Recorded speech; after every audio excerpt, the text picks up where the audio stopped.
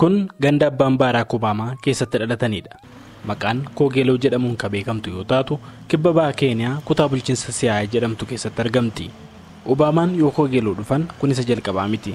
Ammas yoo isaan ganda abbaan isaanii keessatti dhalatan daawwatan jiraattonni gammachuu fi abdiidhaan isaan simatan. Beellaa Dawoo jiraattuun Koogeeloo akkas jetti. We are happy of his coming. Already, like his coming has made the place, the business wise, I think it has boosted the business of this place. As dhufuun isaa naannoo keenya keessatti sochiin daldalaa akka haaromu taasiseera. Yeroo ammaa kana piroojeektiin Aawun Obaamaa dargaggootaaf faayidaa kennaati jira. Dargaggoonni duraan hojii hin qabnes amma kanaan galii argachaati jiran. And they get some money.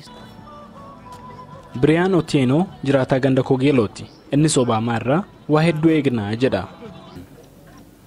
Being our son from Siaya, we really celebrate him. We don't just expect him to come and see us. Waa hedduu sarraa eegna. Dhufee nagaa nu gaafatee akka deemu qofa hin feenu. Maal akka nu barbaachisu isatti himachuu feena. Danda'amnaan carraa barnoota akka nuuf mijeessu. Kan biroo immoo abbootii qabeenyaa utuu fidee industirii asitti akka banan taasise silaa dargaggootaaf carraa hojii bana ture. Start industries here so that our youths can get jobs. Jiraattuun Koogeeloo kan adde Paameelaan Obaamaan dhufuutti baay'ee gammadanii jiru. Dhufaatii isaarraa kan ka'es gandi keenya beekamumtii guddaa argatee jedhu. Mji yetu jina yake iko juu sana. Sasa tuna Naannoon Keeniyaa kun amma beekameera. Ameerikaa ishii lammataa jedhamuudhaanis beekama. Kuni nuuf gammachuu guddaa. Kutaan bulchiinsa Siyaayaa bakki abbaan Baaraak Obaamaa itti dhalatan siyaasa Keeniyaa keessatti mormiidhaan baay'ee beekamti. Naannoo kanas dargaggootaaf haalli mijaa'aa waan hin jirreef dargaggoonni hedduun naannoodhaa godaanus dubbatu jiraattonni Siyaayaa. Obboleettiin Baaraak Huseen Obaamaa, Awumaa Obaamaa rakkoo kana jijjiiruuf jecha piroojeektii Saawutii Kuu jedhu qopheessitee dargaggoota naannoo kana deeggaruu jalqabdeetti. Misis Awumaan yoo piroojeektii kana eebbisan waan kana hojjechuuf kan akka kaase fedhan hawaasa keessatti dhaladhee guddadhe jijjiiruuf qabuudha jedhan. I don't want my community to be a begging community. Hawaasni kiyyaa kadhattuu akka ta'u hin barbaadu. Of danda'uu jalqabuu qabna. Kunis immoo waan jabaa miti. Waanuma danda'amu. Habari. Erokomano. It's good to be back.